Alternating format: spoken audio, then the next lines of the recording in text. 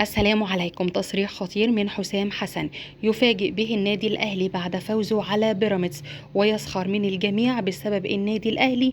شاهد ماذا قال.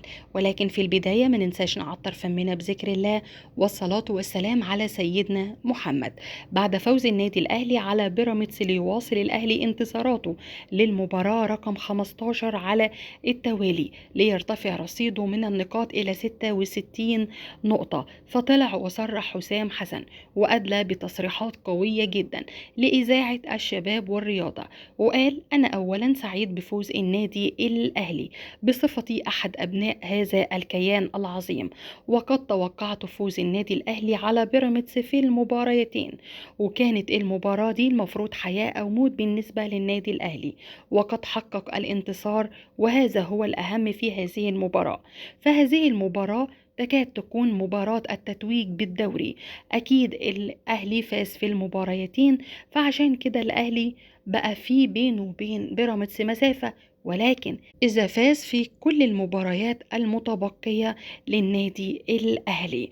وقال إنه بيراميدز فيها لعيبة كبار جدا وبيمتلكوا إمكانيات كبيرة، ولكن مش هيقدروا يحققوا بطولة إطلاقا، لأن وجود النادي الأهلي بيخلي التتويج صعب جدا، خصوصا إن الدوري ده البطولة المحببة بالنسبة للنادي الأهلي وجماهيره. فكل الإعلام، خاصة للأسف الإعلام الزملكاوي، كان بيدعم بيراميدز قبل المباراة ده، وبرغم كل هذا الدعم الأهلي انتصر وحقق النهاردة يعتبر لقب الدوري العام.